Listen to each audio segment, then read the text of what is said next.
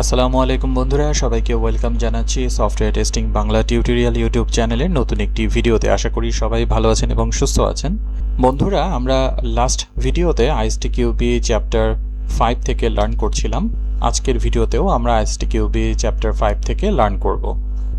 যারা আজকে আমার ভিডিও নতুন দেখছেন তাদেরকে জানিয়ে রাখছি, আইএসটিকিউবি চ্যাপ্টার 1 থেকে চ্যাপ্টার 4 পর্যন্ত কমপ্লিট ভিডিও আমার চ্যানেলে অলরেডি আপলোড করা আছে। আইএসটিকিউবি এক্সামের প্রিপারেশন যদি নিতে চান বা সফটওয়্যার কোয়ালিটি অ্যাসুরেন্স সম্পর্কে জানতে চান তাহলে আমার ভিডিওগুলো দেখে আসতে পারেন। আমরা প্রিভিয়াস ভিডিওতে লার্ন করেছিলাম যে টেস্ট প্ল্যানিং একটা খুব ইম্পর্ট্যান্ট একটা পার্ট টেক্সট অ্যাক্টিভিটির মধ্যে। এখন এই প্ল্যানিংটা আসলে কিভাবে করব? এই প্ল্যানিংয়ের মধ্যে একটা খুব ইম্পর্ট্যান্ট পার্ট হলো কী ধরনের টেস্ট আমরা আমাদের প্রজেক্টের জন্য বা সফটওয়্যারের জন্য করব, সেই টেস্ট টেকনিকটাকে আইডেন্টিফাই করা বা বোঝা। এই বোঝার জন্য এই মডেলিং টেস্ট টাইপস খুবই ইম্পর্ট্যান্ট একটা টপিক। আমরা যদি মডেলিং টেস্ট টাইপসটা বুঝি তাহলে আমরা খুব ইজিলি আইডেন্টিফাই করতে পারবো আমাদের প্রজেক্টের জন্য কোন ধরনের টেস্ট টেকনিকটা অ্যাপ্লাই করতে হবে। মূল ভিডিও শুরু করার আগে আমি আপনাদেরকে আইএসটিকিউবি স্টাইলের কিছু কোশ্চেন দেখাই, তাহলে আপনারা একটু বুঝবেন এই চ্যাপ্টার থেকে কী ধরনের কোশ্চেন আসে এবং এই চ্যাপ্টারটা যখন আপনারা লার্ন করবেন তখন কী কী জিনিস মাথায় রাখবেন।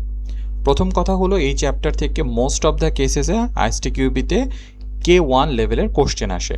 মানে আপনি যা পড়েছেন সেটা আপনাকে ভালোভাবে মাথায় রাখতে হবে এবং কোশ্চেনের মধ্যে ওই জিনিসটা আইডেন্টিফাই করতে পারলেই এনাফ। খুব বেশি ডিপলি বোঝার দরকার নেই বা কোনো কিছু প্র্যাকটিক্যালি অ্যাপ্লাই করার দরকার নেই। প্রথম একটা কোশ্চেন আমরা দেখি, which testing quadrant is technology faced and critiquing the products. এই যে টেকনোলজি ফেজ কথা, ক্রিটিকিং প্রোডাক্টস এই কথা, এগুলো সরাসরি আপনি আইএসটিকিউবির যে গাইডলাইন্স রয়েছে সেখানেও পাবেন বা আমার ভিডিওতেও পাবেন। সো মনে রাখতে পারলেই আপনি এটার অ্যান্সার খুব ইজিলি দিতে পারবেন। আর বেশি কোশ্চেন না দেখে চলুন আমাদের মূল যে ভিডিও টেস্ট মডেলিং সেটা নিয়ে আমরা শুরু করি। টেস্ট টাইপসকে যদি আমরা মডেলে প্রেজেন্ট করতে চাই তাহলে আইএসটিকিউবিতে দুই ধরনের মডেলের কথা বলা হয়েছে। একটা হলো টেস্ট পিরামিড আর একটা হলো দ্য টেস্টিং কোয়াড্রেন্টস। আমি একটু আগে যখন কোশ্চেন দেখালাম সেখানে কিন্তু টেস্টিং কোয়াড্রেন্ট নিয়ে কথা বলা হয়েছিল। এই দুইটা টপিকে আমরা একটু জানবো এবং এটাও ডিসকাস করব মাথায় আসলে আমাদের কি রাখতে হবে এক্সামে অ্যান্সার দেওয়ার জন্য।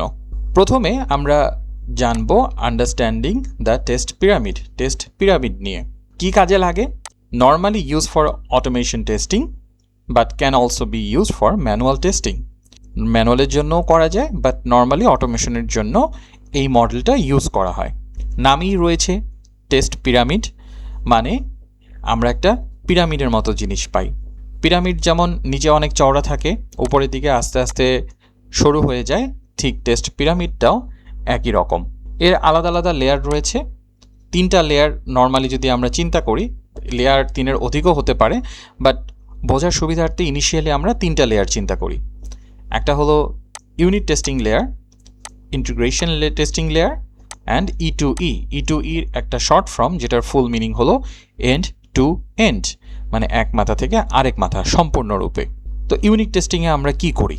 ইউনিট টেস্টিংয়ে আমরা, যারা আমার আগের ভিডিওগুলো দেখেননি, ইউনিট হলো সবচাইতে ছোট একটা কম্পোনেন্ট একটা সফটওয়্যারের যেটা টেস্টেবল, যেটা আলাদা করে একটা ফাংশনালিটি প্রোভাইড করে। তো ওই ছোট একটা বস্তু বা ছোট একটা কম্পোনেন্ট, সেটা ছোট একটা কোড হতে পারে বা একটা বিজনেস লজিক হতে পারে, সেটাকে যখন আমরা টেস্ট করি এটাকে ইউনিট টেস্টিং বলে। ইন্টিগ্রেশন টেস্টিং আবার দুই ধরনের রয়েছে, নর্মাল ইন্টিগ্রেশন টেস্টিং আর একটা হলো system integration testing. Normal integration বলতে সেম সিস্টেমের মধ্যে মাল্টিপল ইউনিট বা মাল্টিপল কম্পোনেন্টের মধ্যে ইন্টিগ্রেশন করার পরে, ধরুন একটা আলাদা করে ইউনিট টেস্ট করলেন, আরেকটা আলাদা করে ইউনিট টেস্ট করলেন, তারপরে এই দুইটাকে একসাথে জয়েন করে এদের মধ্যে হয়তোবা রিলেশনশিপ রয়েছে, এই দুইটাই হয়তোবা একটা সেম সফটওয়্যার বা সিস্টেমের পার্ট। এই দুইটাকে একসাথে করে আপনি আবার যখন একটা টেস্টিং করবেন সেটাকে ইন্টিগ্রেশন টেস্টিং বলে, মানে দুইটাকে ইন্টিগ্রেট করে তারপরে টেস্টিং করা। এখানে আমাদের কাভারেজ একটু বেশি থাকে। আবার ধরুন আউটসাইডের কোনো একটা সিস্টেম রয়েছে, ধরুন একটা এপিআই রয়েছে, এই এপিআই আমাদেরকে কিছু ফাংশনালিটি দেয়। সো আমাদের এই সিস্টেম বা ইউনিটগুলো ওই এপিআইয়ের সাথে যখন একটা রিলেশনশিপ মেনটেন করে এবং সেখান থেকে ইনফরমেশন আদান প্রদান করে, তখন এটাকে বলা হয় সিস্টেম লেভেলের ইন্টিগ্রেশন। মানে এইটা একটা ডিফারেন্ট সিস্টেম, এইটা একটা ডিফারেন্ট সিস্টেম, এই দুই সিস্টেমের মধ্যে ইন্টিগ্রেশন করা। আইএসটিকিউবি চ্যাপ্টার 2-তে এটা খুব ভালোভাবে এক্সপ্লেইন করা আছে, আপনারা চাইলে সেই ভিডিওগুলো দেখে আসতে পারেন। আর এন্ড টু এন্ড মানে কি, মানে পুরো সম্পূর্ণরূপে আমাদের ধরুন এরকম 100টা আলাদা আলাদা ইউনিট রয়েছে বা 1000টা আলাদা আলাদা ইউনিট রয়েছে, পুরা সবগুলো ইউনিট একসাথে ইন্টিগ্রেট করার পরে আমি হোল সিস্টেমটা পাই। এবং এখানে কিছু আউটসাইডের ইন্টিগ্রেশন হয়তো থাকতে পারে, এগুলো আউটসাইডের সফটওয়্যার ধরুন, এগুলোর সাথেও ইন্টিগ্রেশন আছে। আর এটা হলো আমাদের নিজস্ব সফটওয়্যার। সবার সাথে ইন্টিগ্রেশন শেষ করে আমি কমপ্লিট একটা বিজনেস একদম ফুল এক মাথা থেকে আরেক মাথা, এই জন্যই বলা হয় এন্ড টু এন্ড একটা সিস্টেম পাই। ওই সিস্টেমের যখন টেস্টিং করি সেটাকে এন্ড টু এন্ড টেস্টিং বলে। তো পিরামিডের মধ্যে কেন এদেরকে রাখা হয়েছে বা এটা দিয়ে আসলে কি মিন করতে চাচ্ছে, কি বোঝাতে চাচ্ছে, এটা একটু জেনে নিই। প্রথম কথা হলো, এই পিরামিডের উপর থেকে নিচ পর্যন্ত আপনি যখন যাবেন তখন কিছু ক্রাইটেরিয়া পাবেন। মানে প্রতিটা লেয়ারের আলাদা আলাদা করে ক্রাইটেরিয়া। একটা ক্রাইটেরিয়া হলো স্মলার। আপনি যত পিরামিডের উপর থেকে নিচের দিকে যাবেন আপনি স্মল স্মল ইউনিট পাবেন। মানে সিস্টেম ইন্টিগ্রেশনটা হলো অ্যাজ এ হোল একটা সিস্টেম। একদম ধরুন একটা ই-কমার্স সাইট, সেখানে লগ ইন করা, অ্যাকাউন্ট করা থেকে শুরু করে প্রোডাক্ট সার্চ করা, প্রোডাক্ট কার্টে অ্যাড করা, চেক আউট করা, পেমেন্ট করা, ইমেল ভেরিফিকেশন পাওয়া, ওটিপি পাওয়া, পুরো হোল সিস্টেমটা হলো এই লেয়ারে পড়ে। এখান থেকে যখন আপনি ইন্টিগ্রেশন লেভেলে যাবেন, ধরুন এখানে আলাদা আলাদা 4টা পার্টের মধ্যে ইন্টিগ্রেট করা হয়েছে। একটা হয়তো অ্যাকাউন্ট মেনটেন্যান্স রিলেটেড, একটা হলো প্রোডাক্ট মেনটেন্যান্স রিলেটেড, একটা হলো ডেলিভারি মেনটেন্যান্স রিলেটেড, আর একটা ধরুন থার্ড পার্টির সাথে ইন্টিগ্রেশন, সেটা ওটিপি হ্যান্ডেলিং হতে পারে বা থার্ড পার্টি পেমেন্ট গেটওয়ের সাথে হতে পারে। সো আলাদা আলাদাভাবে আমরা যখন উপর থেকে নিচে আসছি আমরা আরেকটু স্মল স্মল আকারে পার্টগুলো পাচ্ছি। আবার আরও যখন নিচে আসবো তখন আমরা আরও স্মল পার্ট পেলাম, যেগুলো হলো এক একটা আলাদা আলাদা ইউনিট। সো ধরুন প্রথমে এই কয়টা ইউনিট রয়েছে, এই কয়টা ইউনিট মিলে আমার এই লগ ইন, লগ আউট বা রেজিস্ট্রেশন, ওটিপি কনফার্মেশন এগুলোর কাজ করে।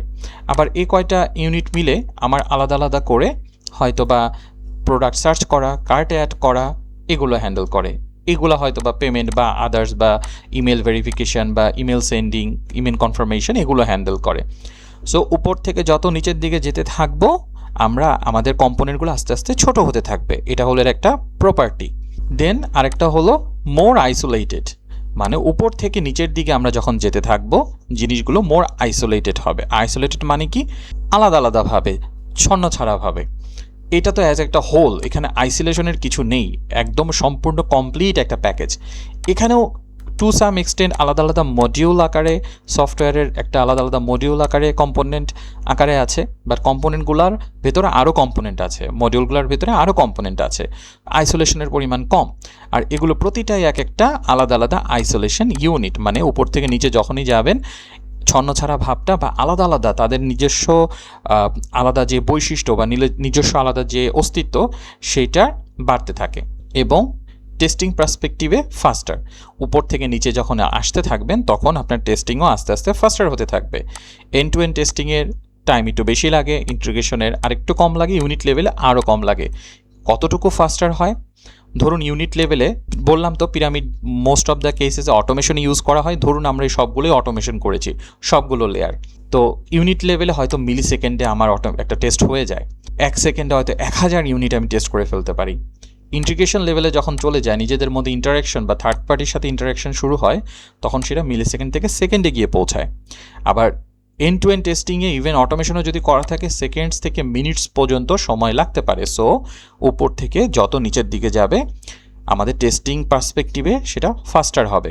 আরেকটা পার্সপেক্টিভ রয়েছে, সেটা হলো ওয়াইডার পার্সপেক্টিভ, মানে কাভারেজের পার্সপেক্টিভ। উপর থেকে নিচের দিকে আপনি যত যেতে থাকবেন আপনার কাভারেজের পরিমাণ কমতে থাকবে। মানে এই আপনার পুরো সফটওয়্যারের যদি শুধু এইটুকু আপনি টেস্ট করেন, আপনার পুরো সফটওয়্যারের অল্প একটু জিনিস কাভার হলো। এবং আলাদা আলাদা আইসোলেটেড ইউনিটগুলোকে যখন আপনি টেস্ট করবেন অল্প অল্প করে কাভার হচ্ছে। এখানে কাভারেজটা একটু বাড়ে এবং একদম টপে যেহেতু পুরো সিস্টেমটাই এখানে রেডি এবং এন্ড টু এন্ড টেস্ট করা হয়, আপনি এটা টেস্ট করতে পারলে আপনি পুরো সিস্টেমের অনেকখানি অংশ অনেক কিছু আপনি কাভার করে ফেলতে পারছেন। সো কাভারেজের দিক থেকে যত ওয়াইড হচ্ছে কাভারেজের পরিমাণ তত কমছে, যত ন্যারো হচ্ছে কাভারেজের পরিমাণ তত বাড়ছে। আমি বলছিলাম যে এইটার এই টেস্ট পিরামিডকে প্রেজেন্ট করার আলাদা আলাদা technique, organisation wise, institution wise কারা লার্ন করাচ্ছে তার উপরে বেস করে বিভিন্ন লেয়ার থাকতে পারে, বাট মোদ্দা কথায় ওই 3টা লেয়ারই। যেমন কম্পোনেন্ট টেস্টিং, যেটা হলো ইউনিট টেস্টিং, যেটাকে আবার ইউনিট টেস্টিংও বলে। দেন কম্পোনেন্ট ইন্টিগ্রেশন, এটা আমরা কি শিখেছিলাম যে integration testing. Then system and system integration, এটাকে আবার একটু টপ লেয়ারে দেখাচ্ছে। অ্যান্ড ফাইনালি অ্যাকসেপ্টেন্স বা E2E, এটা অলওয়েজ টপে থাকে। সো এখানে একটা জিনিস এটা মনে রাখার মতো এক্সামের জন্য এই চ্যাপ্টারের সব কিছুই আপনাকে মনে রাখতে হবে, খুব ভালোভাবে না বুঝলেও চলবে, বাট মাথায় রাখতে হবে পয়েন্টগুলো।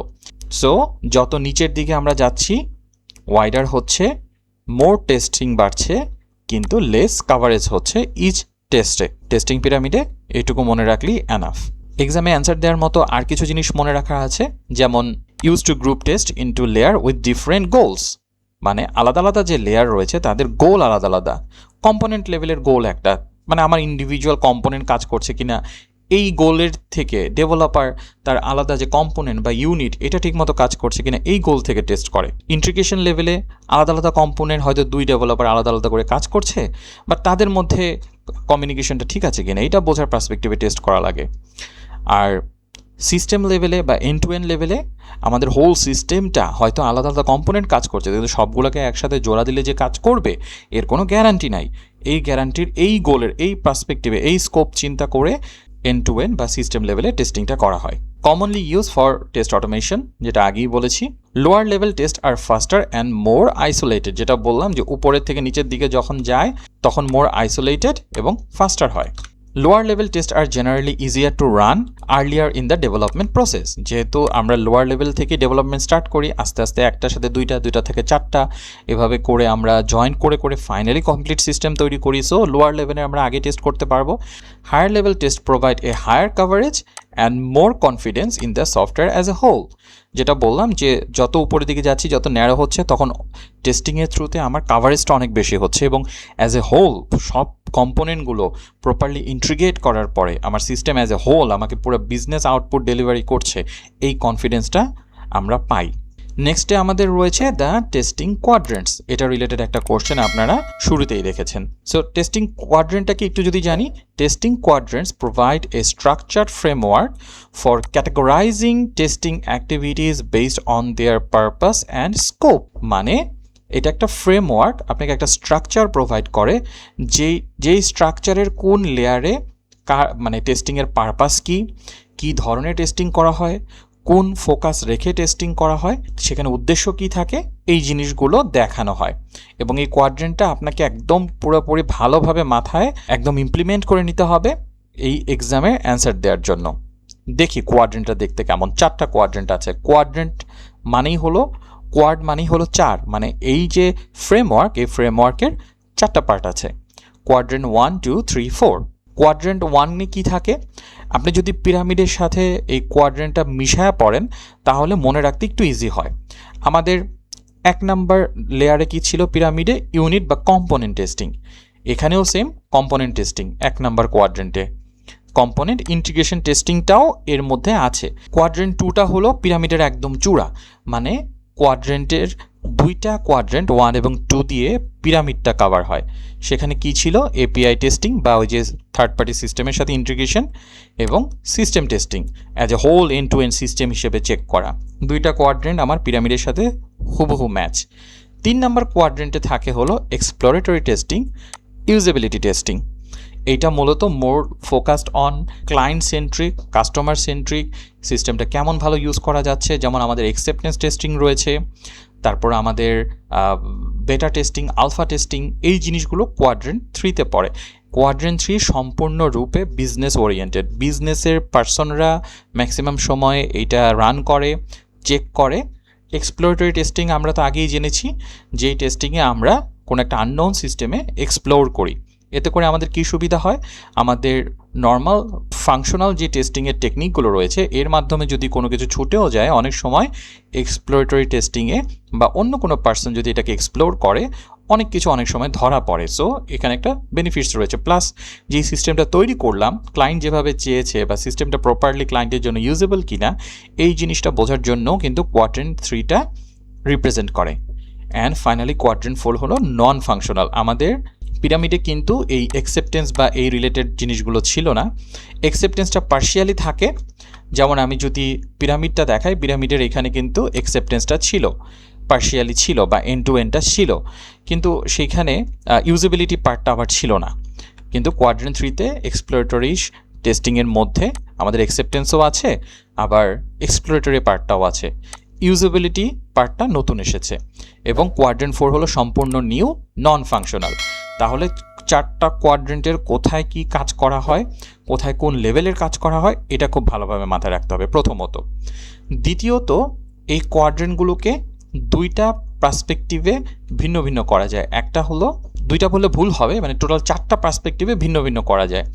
নিচের যে 2টা কোয়াড্রেন্ট রয়েছে কোয়াড্রেন্ট 1 এবং 4 এরা হলো মূলত টেকনোলজি ফেসিং, মানে এই কাজগুলো করতে টেকনোলজি জানতে হবে, টেকনোলজি বুঝতে হবে, ইউজ করতে পারতে হবে এবং এখানে কিছু টুলসেরও ব্যবহার হয়, যেমন কম্পোনেন্টস বা ইন্টিগ্রেশন এগুলো আমরা কিন্তু অটোমেট করি বা আমরা বিভিন্ন ইন্সপেক্ট টুলের মাধ্যমেও কিন্তু এই টেস্টিংগুলো করে ডেভেলপাররা। নন ফাংশনাল টেস্টিংও যখন আপনি করবেন, নন ফাংশনাল মানে তো performance, load testing, endurance testing করা, যেটা হাজার হাজার লাখ লাখ ইউজারের লগ ইন বা টাইমের কীরকম লাগছে, অনেক ইউজার একসাথে লগ ইন করলে বা সিস্টেমটাকে ইউজ করলে বা অনেক ইউজার যখন ইউজ করছে তখন ডেটাবেস কীরকম পারফর্ম করছে, এগুলা কিন্তু আমরা ম্যানুয়ালি টেস্ট করাটা একটু কঠিন, আমাদেরকে কিন্তু টুলসই ইউজ করা লাগে। এই সফটওয়্যার টেস্টিং বা এই টেস্টিং কাজের হেল্পের জন্য কী ধরনের টুলস বা সিস্টেম রয়েছে এইগুলো নিয়ে পুরোটা চ্যাপ্টার 6-এ আলোচনা করা হবে। সো অবশ্যই আপনারা চ্যানেলটি সাবস্ক্রাইব করে চ্যানেলের পাশেই থাকবেন এবং চ্যানেলটিতে লক্ষ্য রাখবেন। আমি অ্যাটলিস্ট না হলেও প্রতি সপ্তাহে একটা করে ভিডিও আপলোড করি। আর উপরের যে কোয়াড্রেন্ট 2 এবং 3 সেটা হলো পুরোটাই বিজনেস ফেসিং, মানে সিস্টেম কিভাবে কাজ করছে, বিজনেস ভ্যালু কিভাবে কাজ করছে, থার্ড পার্টি যেই ইন্টিগ্রেশনটা আমি আমার সিস্টেমে ইউজ করছি তার সাথে আমার পারফরমেন্স কেমন হচ্ছে বা ঠিকমতো সেই ইন্টিগ্রেশনটা কাজ করছে কিনা, পারফরমেন্স তো পরে, আগে তো কাজ করতে হবে, কাজ করছে কিনা, ইউজার চেক করছে আমি যে সিস্টেম বানাতে চাইলাম সেটা ইউজেবল হলো কিনা, বা ইউজার অ্যাকসেপ্টেন্স টেস্টিংয়ের মাধ্যমে দেখবে সিস্টেমটাকে অ্যাকসেপ্ট করা যাচ্ছে কিনা। সো এই 2টা পার্সপেক্টিভে নিচের দিকে হরাইজন্টালে আমরা যদি বলি মানে পাতালিভাবে এটা হলো টেকনোলজি ফেসিং, উপরের দিকে পাতালিভাবে হলো বিজনেস ফেসিং। এবার খারাপভাবে যদি যাই, বাম সাইডের খারাপ ভাগটা হলো কাদের জন্য, টিমকে সাপোর্ট করার জন্য যারা ডেভেলপমেন্টের কাজ করছে। এই কাজগুলো ম্যাক্সিমাম সময় কিউএরা করে, এই কাজগুলো ম্যাক্সিমাম সময় ডেভেলপাররা করে। সো যারা ডেভেলপ করছে টিম তাদেরকে সাপোর্ট দেওয়ার জন্য হলো কোয়াড্রেন্ট 1 এবং কোয়াড্রেন্ট 2। আর কোয়াড্রেন্ট 3 এবং 4টা হলো সফটওয়্যারটাকে ক্রিটিক করা, প্রোডাক্টটা কেমন হলো, ঠিক হলো কিনা, ভালো হলো কিনা, ভালোভাবে পারফর্ম করছে কিনা, গুড পারফর্ম করছে কিনা, ফাস্ট পারফর্ম করছে কিনা, কোনো সিকিউরিটি ইস্যু আছে কিনা।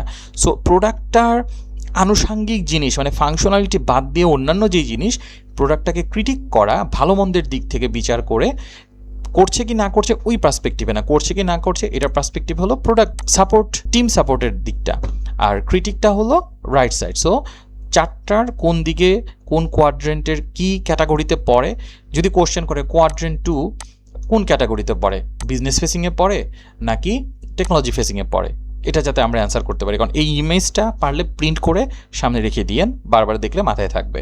আরও একটা রয়েছে যে অটোমেশন এবং টেস্টিং টেকনিক অ্যাপ্লাইয়ের ক্ষেত্রে কোন কোয়াড্রেন্ট কি, সব কোয়াড্রেন্টকে কোয়াড্রেন্ট 2 এবং কোয়াড্রেন্ট 4 যেগুলো হলো আড়াআড়িভাবে আছে এদেরকে অটোমেশন এবং ম্যানুয়াল 2টাভাবেই চাইলে করা যায়। আর কোয়াড্রেন্ট 3 হলো অনলি ম্যানুয়াল, কোয়াড্রেন্ট 1 হলো অনলি অটোমেশন বা মোস্ট অফ দ্য কেসেসে অটোমেশন। অনলি অটোমেশন বলে ভুল হবে, মোস্ট অফ দ্য কেসেসে অটোমেশন হয়। সো টেস্টিংয়ের অটোমেশন এবং ম্যানুয়াল পার্সপেক্টিভে করলেও 4টা কোয়াড্রেন্টে 4টা জিনিস আমরা পাই। তাহলে কিভাবে আছে যে বিজনেস ওরিয়েন্টেড, টেকনোলজি ওরিয়েন্টেড, কাকে সাপোর্ট করার জন্য, টিমকে সাপোর্ট করার জন্য বা টিম তার ডেভেলপমেন্ট কনফিডেন্স পাচ্ছে কিনা। আর এটা হলো সফটওয়্যারের বিজনেস পার্সপেক্টিভে সফটওয়্যারটা কেমন করছে, কেমন পারফর্ম করছে, ওরা আনুষাঙ্গিক আর্কিটেকচারাল ইন্টারনাল জিনিস না, ওর বাইরের জিনিসপাতি যেটা মানুষ দেখবে, ইউজারের কাছে যেটা প্রকাশ পাবে। একটা সিস্টেম স্লো, এটা ডেভেলপারের কাছে যতটুকু না প্রকাশ পাবে, এটা এন্ড ইউজারের কাছে জিনিসটা তার চেয়ে বেশি প্রকাশ পাবে বা খারাপ লাগবে। সো ক্রিটিক পার্সপেক্টিভে। আর অটোমেশন ম্যানুয়ালের ক্ষেত্রে 2 আর 4 ডায়াগোনালি এরা অটোমেট এবং ম্যানুয়াল দুইটাই হয়, এবং 1 নাম্বার হলো solely most of the cases automated, 3 number হলো ম্যানুয়ালি করতে হবে। ইউজার তো আর কোনো টুল ইউজ করবে না বা কাস্টমার কোনো টুল ইউজ করবে না, ওরা ম্যানুয়ালি কাজ করে করেই দেখবে। একটা এক্সাম্পল দিয়ে বুঝি যে আমাদের কোন লেয়ারে কী ধরনের হবে। ধরুন আমাদের একটা ই কমার্স সাইট রয়েছে, কি আপনার প্রোডাক্ট আছে, প্রোডাক্ট কার্টে অ্যাড করবেন, টাকা পে করবেন, কনফার্মেশন মেল পাবে, অর্ডার কনফার্ম হয়ে যাবে। কোন লেয়ারে কোনটা হচ্ছে? সো কোয়াড্রেন্ট 1-এ আমার যেটা হচ্ছে ইউনিট লেভেলে টেস্টিং হচ্ছে যে আমার এই কার্টে অ্যাড করার ফাংশনালিটি বা ইউনিটটা ঠিকমতো কাজ করে কিনা, আমার প্রোডাক্ট সার্চ করার ইউনিটটা কাজ করে কিনা, আমার পেমেন্টের আলাদা ইউনিটটা ঠিকমতো কাজ করে কিনা। কোয়াড্রেন্ট 2-তে রয়েছে যে অ্যাজ এ হোল এই পুরা জিনিসটা কিভাবে কাজ করছে বা এখানে কোনো ভুল বা সমস্যা আছে কিনা। এর সাথে থার্ড পার্টি, যেমন পেমেন্টের জন্য থার্ড পার্টি কোনো বিকাশ বা রকেটের সাথে হয়তো বা ইন্টিগ্রেশন আছে, সেটাও ঠিকমতো কাজ করছে কিনা। এটা হলো আমার সিস্টেম টেস্টিং। আর কোয়াড্রেন্ট 3 হলো মূলত ইউজার দেখবে, ইউজার অ্যাকসেপ্ট করছে কিনা, সিস্টেমটা ইউজেবিলিটি আছে কিনা, এই জিনিসগুলো দেখবে। আর কোয়াড্রেন্ট 4 হলো মোর লাইক সিকিউরিটি। সো অনেক মানুষ দিয়ে লোড দিয়ে আমরা দেখব ইউজারকে সিস্টেমটা কেমন পারফর্ম করে। আবার আমরা ম্যালিশিয়াস কোড দিয়ে সিকুয়েল ইনজেকশনের মাধ্যমে হয়তো বা হ্যাক করা ট্রাই করব, দেখব হ্যাক করা যায় কিনা, সিকিউরিটি কত ভালো আছে। সো এটা হলো জাস্ট একটা রিয়েল এক্সাম্পল মতন। এই ধরনের এত ক্রিটিক করে বোঝার দরকার নাই, বাট মোস্ট অফ দ্য কেসেসে আপনি যদি জিনিসগুলো প্রপারলি মাথায় রাখেন এক্সামের অ্যান্সার দিতে পারবেন। তাহলে এই চ্যাপ্টার থেকে আমাদের মাথায় রাখার মতন জিনিস কি, বা আমরা কী জিনিস লার্ন করলাম একটা হাই লেভেলে যদি দেখি, টেস্ট পিরামিড নিয়ে লার্ন করেছি। Wide of each layer represents the number of test, মানে যত ওয়াইড হবে তার নাম্বার অফ টেস্ট তত বাড়বে, যেমন কম্পোনেন্ট লেভেলে বেশি থাকে। Higher level test are mostly complex and slow but provide high coverage, মানে উপরের দিকে চূড়ার দিকে এই চোখা মাথাটা। The opposite is true for lower level, মানে লোয়ার লেভেলের ক্ষেত্রেও আমার কাভারেজ কমে যায়, কমপ্লেক্সিটি কমে আবার কাভারেজও কমে।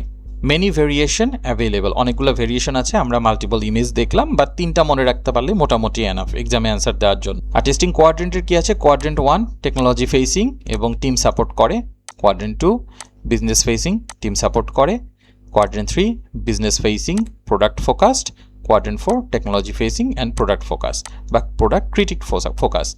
এই পেজটা যদি ফাইনালি আপনারা মাথায় বা মনে রাখতে পারেন, এই পার্টিকুলারলি টেস্ট মডেল অ্যান্সারটা আপনারা করতে পারবেন। সো চলুন এবার এক্সাম স্টাইলের কিছু কোশ্চেন দেখি। ফার্স্ট আমরা যে কোশ্চেনটা দেখেছিলাম, which testing quadrant is technology facing and critiquing the product, বলেছে কোনটা টেকনোলজি ফেসিং। 2টা ক্রাইটেরিয়া বলছে, এক তো টেকনোলজি ফেসিং আবার প্রোডাক্টকে ক্রিটিকও করে। তাহলে আমাদের যে কোয়াড্রেন্টগুলো ছিল, 4টা কোয়াড্রেন্ট ছিল, আমাদের নিচের কি ছিল? নিচেরটা হলো আমাদের টেকনোলজি ফেসিং, আর উপরেরটা ছিল আমাদের বিজনেস ফেসিং, আর ডান পাশে ছিল আমাদের প্রোডাক্ট ক্রিটিক বা কসমেটিক্স রিলেটেড ফেসিং, আর বাম পাশে ছিল হলো আমাদের টিমকে সাপোর্ট করার ফেসিং। তো কী বলেছে যে টেকনোলজি ফেসিং মানে এই নিচের লেয়ারে থাকবে, এবং ক্রিটিক ফেসিং ক্রিটিকও করবে মানে এই লেয়ারে থাকবে, মানে কি আমার এইটা যেটা হলো কোয়াড্রেন্ট 4। সো আমাদের কারেক্ট অ্যান্সার হবে কোয়াড্রেন্ট 4। এক্সামে এভাবে দাগ কেটে কেটে বা লিখে আপনাকে মনে রাখতে হবে না, যদি কয়েকটা কোশ্চেন আপনি দেখেন এমনিতেই মনে থাকবে, বা রিভিশন 2-3 বার দিলেও আপনাদের মনে থাকবে। হ্যাঁ, আমাদের কারেক্ট অ্যান্সার হলো কোয়াড্রেন্ট 4। এরপরে নেক্সট একটাতে যাই, which inaccuracy are present in the information displayed for quadrant 1 within agile testing quadrant figure। আচ্ছা, আরেকটা জিনিস, এই যে কোয়াড্রেন্ট যে ফিগারটা, এটা কিন্তু সোললি অ্যাজাইল ইনভায়রনমেন্টের সাথে রিলেটেড।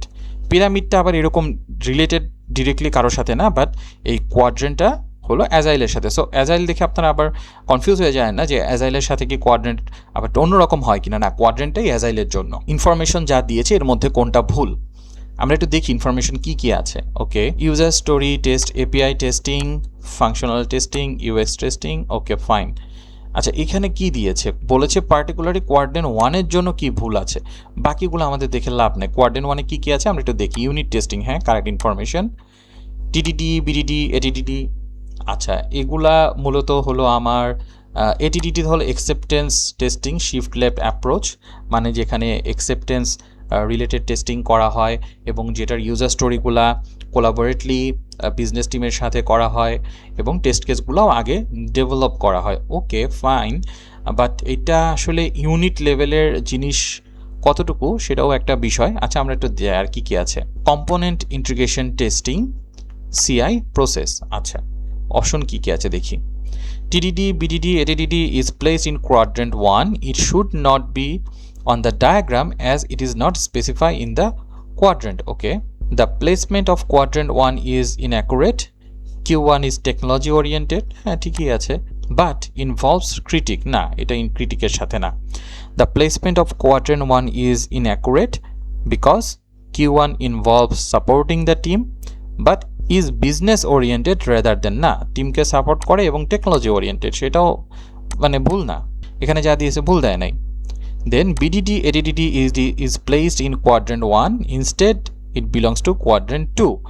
আচ্ছা, এখন কোয়াড্রেন্ট 2তে আমাদের কি ছিল, এখানে আমাদের সিস্টেম লেভেলে টেস্টিং হবে, আমাদের ইন্টিগ্রেশন রিলেটেড টেস্টিং হবে। এটা কোয়াড্রেন্ট 2তে যাবে, এটা আসলে এভাবে বলা যেতে পারে যেহেতু এডিডিডির যেই টেস্ট কেস বা বিডিডির যে টেস্ট কেস, এটা মূলত behaviour oriented, business oriented. TDD যেটা, সেটা হলো মোর লাইক ইউনিট টেস্টিংয়ের সাথে যায়, বাট এটিডিডি বিডিডিডি এগুলো মূলত আমাদের বিজনেস ওরিয়েন্টেড, বিহেভিয়ারাল বা অ্যাকসেপ্টেন্স রিলেটেড, যেটা ইন্টিগ্রেশন বা সিস্টেম লেভেলের জিনিসপাতি। সিস্টেম লেভেলের জিনিসপাতি হলো মানে আলাদা আলাদা কম্পোনেন্টে ডেভেলপাররা কী করছে এটা তো বোঝার বিষয় না, বাট সিস্টেমটা অ্যাজ এ হোল ঠিক মতো কাজ করছে কি না তার জন্য টেস্ট কেস লেখা। সো আমরা যদি বিডিডি এটিডিডি দেখি, আমাদের যে এটা হলো মূলত কোয়াড্রেন্ট 2-এরই অংশ, ওই পার্টটা যদি আমরা ভালো করে দেখে আসি।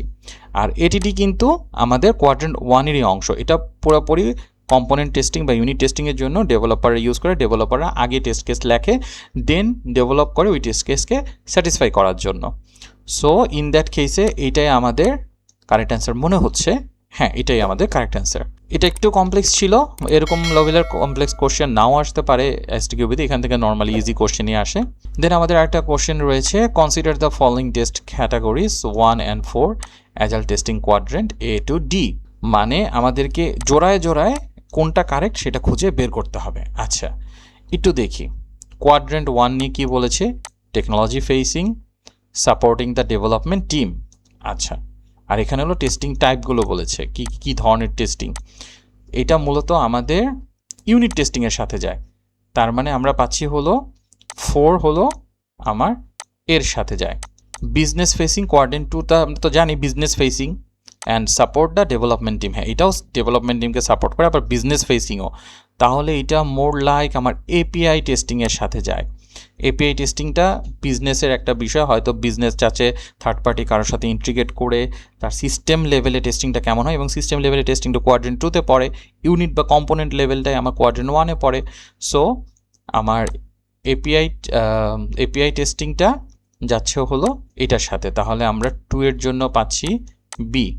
আচ্ছা, কারেক্ট অ্যান্সার একটু মিলাই, দুইটা যেহেতু পেয়ে গেছি, এগুলো কোথায় আছে, 4-এর সাথে এ, 2-এর সাথে বি, 4-এর সাথে এ, 2-এর সাথে বি, আবার আচ্ছা 2টা পাওয়া গেছে। আচ্ছা, তার মানে আরেকটু যেতে হবে আমাদেরকে। থার্ড অপশনটা দেখি, agile testing quadrant 3 business facing. Business facing মানে উপরের দিকে, প্লাস ক্রিটিক মানে ডান দিকে, মানে কোয়াড্রেন্ট 3। তাহলে কোয়াড্রেন্ট 3, হ্যাঁ বলেছে তো কোয়াড্রেন্ট 3, এটা কোন লেভেলের টেস্টিং, এটা হলো ইউজেবিলিটি। আমাদের ইউজেবিলিটি বা অ্যাকসেপ্টেন্স যে টেস্টিং, এটা কোয়াড্রেন্ট 3-এর পার্ট। তাহলে আমার 1-এর সাথে যাচ্ছে হলো নাম্বার সি। তাহলে এটা কোনটা মিলে, এটা না, এইটা 1-এর সাথে সি, বাকি আরেকটা দেখার দরকার নেই, ওটা এমনি কারেক্ট হবে। সো নাম্বার ডি আমাদের কারেক্ট অ্যান্সার হবে, নাম্বার ডি আমাদের কারেক্ট অ্যান্সার। নেক্সট একটা কোশ্চেন আছে, which of the following is true regarding the test pyramid. The pyramid layer represents group of test with test become less complex and faster as the layer goes higher. না, উপরের দিকে যখন যতই যাবে ততই আমার স্লো হবে এবং কমপ্লেক্সিটিও বাড়বে। সো এটা কারেক্ট না। The pyramid layers represent groups of test with test become more complex and slower as the lower goes lower. মানে কমপ্লেক্স হয় না, ফাস্টার হয় এবং লেস কমপ্লেক্স হয়। The pyramid layer represent groups of test with test become more isolate ফাস্টার and checking a small piece of functionality as the layer goes lower. হ্যাঁ, এইটা মনে হচ্ছে কারেক্ট। পরেরটা দেখি, মনে হচ্ছে না এটাই কারেক্ট হবে, মোর লাইকলি এটাই টেস্ট পিরামিডের সাথে যায়। The pyramid layer represent group of test with test become is more isolated faster and checking a small piece of functionality as the layer goes higher, না হায়ার না, বাকি সব কথা ঠিক আছে কিন্তু হায়ারে যায় না, লোয়ার দিকে আসতে চেক করে। সো আমাদের সি নাম্বারটাই কারেক্ট মনে হচ্ছে, দেখি হ্যাঁ সি নাম্বারটা আমাদের কারেক্ট অ্যান্সার। আবার কোয়াড্রেন্ট নিয়ে একটা question, what inaccuracy are present in the displaying information within the agile testing quadrant figure provided. আচ্ছা এইখানে আবার আলাদা করে শুধু একটা পার্টিকুলার কোয়াড্রেন্ট বলে নাই, সব কোয়াড্রেন্টের ভিতরে কোনটা ভুল আছে। আচ্ছা দেখি আমরা, এটা প্রথমটা বলেছে কোয়াড্রেন্ট 4 নিয়ে, কি ইনফরমেশন দিয়েছে, পারফরমেন্স, কথা সত্য, security and reliability testing should not be at quadrant 4। কি বলেছে, ইনঅ্যাকুরেসি, এটাই তো ভুল হচ্ছে, কারণ এগুলো সবই তো কোয়াড্রেন্ট 4 এর জিনিস। তা দেখি বাকিগুলো কি বলে। সো এটাই মনে হচ্ছে মোর কারেক্ট অ্যান্সার প্রথমটাই, unit and unit integration testing should not be at quadrant 1। না এটা কেন হবে না, এটাও একটা ভুল কথা।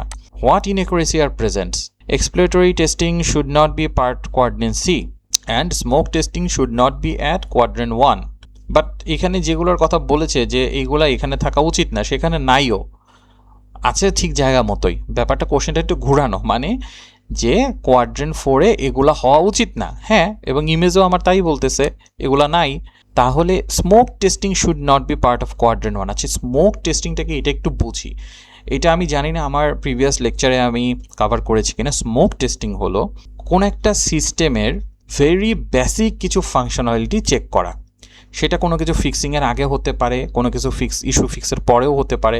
ইস্যু ফিক্সের পরে তো আমরা রিগ্রেশন করি, রিটেস্ট করি, বাট রিটেস্ট কিন্তু পার্টিকুলার টেস্ট কেস ধরে, টেস্ট সিনারিও ধরে, যে ইম্প্যাক্টেড কী হতে পারে, একটা চেঞ্জ হলো, একটা ইস্যু পেলাম, ইস্যুটা ফিক্স করলো, ওই পার্টিকুলার ইস্যুটাকে আমরা রিটেস্ট করে দেখি এটা ঠিক হলো কিনা, প্রপারলি ফিক্স, এবং এই ফিক্স করতে গিয়ে ডেভেলপার আরও কোনো কাজ করে নাই, এটা কনফার্ম হওয়ার জন্য আমরা রিগ্রেশন টেস্টিং করি। স্মোক টেস্ট হলো এরকম কিছু না, স্মোক টেস্ট হলো যে কোনো মোমেন্টে যে কোনো সময়ে একটা সিস্টেমের বেসিক, একদম ভেরি বেসিক কিছু ফাংশনালিটি কাজ করে কিনা এই টেস্টিংয়ের জন্য টেস্ট করা হয়, তাকে স্মোক টেস্টিং বলে। মানে একটা ধোঁয়া মারা, ধোঁয়া দিয়ে দেখলাম আসলে কেমন কাজ হয়, ব্যাপারটা অনেক বাতাস দিয়ে দেখলাম। আচ্ছা বিষয়টা কীরকম, একটা এক্সাম্পল যদি দিই, ধরুন আপনি একটা ওয়েবসাইটের স্মোক টেস্টিং কীরকম হতে পারে, ওয়েবসাইটটা ঠিকমতো লোড হচ্ছে কিনা, ওয়েবসাইটের যতগুলো মেনু আছে সবগুলোকে ক্লিক করা যাচ্ছে কিনা, ওয়েবসাইটের কার্টে কোনো একটা প্রোডাক্ট, হয়তো ই কমার্স কার্টে কোনো প্রোডাক্ট অ্যাড করা যাচ্ছে কিনা, সার্চ করা যাচ্ছে কিনা, ভেরি বেসিক কিছু জিনিস। সার্চ করার পরে সেটা ঠিকমতো রেজাল্ট দিল কিনা সেটা ইন ডিটেলসের বিষয়, সেটা স্মোকের পার্ট না। ধরুন আপনি একটা ওয়েবসাইটে ঢুকেছেন, ই কমার্স ওয়েবসাইট, তাদের কোনো ক্যাম্পেইন চলছে, বড়সড় ক্যাম্পেইন, 70% ডিসকাউন্ট দিছে, এখন আপনি ঢুকে দেখলেন যে ওয়েবসাইট লোডই হয় না। এখন টেস্টাররা যদি স্মোক টেস্ট করে প্রপারলি না দেখে যে না একটা বেসিক যে কাজটা, অ্যাটলিস্ট ওয়েবসাইটে অর্ডার করতে পারি আর না পারি, প্রোডাক্ট পছন্দ হোক আর না হোক, ওয়েবসাইট তো লোড হবে, প্রোডাক্ট তো সার্চ করতে পারবো, সার্চে হয়তো সব প্রোডাক্ট ঠিক মতো আসছে না, ভুলভাল আসছে, অ্যাটলিস্ট ক্লায়েন্টের কাছে হয়তো বা কাস্টমারের কাছে ডিরেক্টলি এটা ধরা নাও পড়তে পারে যে সার্চ দিয়ে আমার হয়তো, আমি জানি আমি প্রোডাক্ট ওনার 200 প্রোডাক্ট সার্চে আসা উচিত, আসতেছে 100টা, ওই 100টার ভিতরে ইউজার অ্যাটলিস্ট কিছু একটা তো চুজ করতে পারবে। সো এরকম বেসিক কিছু জিনিস আমরা যখন টেস্ট করি, এই জিনিসটা মূলত স্মোক টেস্টিং। এখন এই বেসিক জিনিস এটা কোন লেভেলে, এটা কিন্তু whole end to end system লেভেলে করি। পিরামিডের পার্সপেক্টিভে চিন্তা করলে একদম টপ লেয়ার E2E টেস্টিং, আর কোয়াড্রেন্টের পার্সপেক্টিভে চিন্তা করলে এইটা মূলত বেসিক ফাংশনালিটি, কিউএদের কাজ, টেকনোলজি ওরিয়েন্টেড, কোয়াড্রেন্ট 2-তে পড়া উচিত। সো এই যে কথাটা বলেছে ইট বিলংস টু কোয়াড্রেন্ট 4, এই কথাটা ভুল। হ্যাঁ 1-এর জিনিস না, ভালো কথা, 1-এ দিয়েছে, 1-এর জিনিস না, কথা সত্য, কিন্তু এটা কোয়াড্রেন্ট 4-এরও জিনিস না, এটা কোয়াড্রেন্ট 2-এর জিনিস। দেখি আমরা অ্যান্সারটা কি, অ্যান্সারটা এইটাই, এটা আসলে কোয়াড্রেন্ট 4-এর জিনিস না। দেন আবার একটা রয়েছে, according to the testing quadrant model which of the following falls into quadrant 2।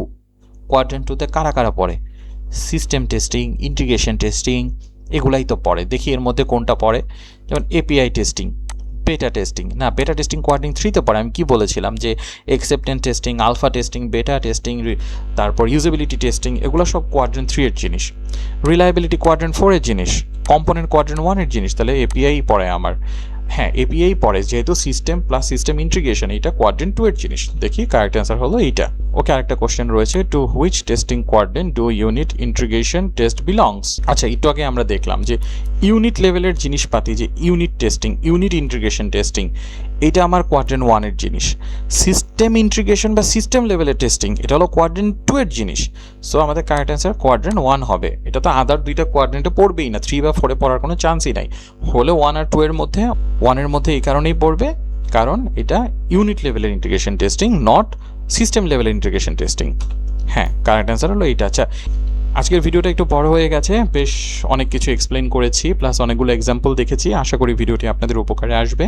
যদি ভিডিওটি ভালো লাগে ভিডিওটিতে লাইক করে দেবেন, ইউটিউব অ্যালগোরিদমের জন্য চ্যানেলটি সাবস্ক্রাইব করবেন, এবং আপনার পরিচিত যারা আছে যারা কিউএ শিখতে আগ্রহী বা এক্সাম দিতে আইএসটি কিউবির বা অলরেডি কিউএ ফিল্ডে আছে তাদের সাথে ভিডিওগুলো শেয়ার করবেন। সবাইকে আমার পরবর্তী ভিডিও দেখার আমন্ত্রণ জানিয়ে আজকের ভিডিও এখানেই শেষ করছি। সবাই ভালো থাকবেন, আল্লাহ হাফিজ এবং আসসালামু আলাইকুম।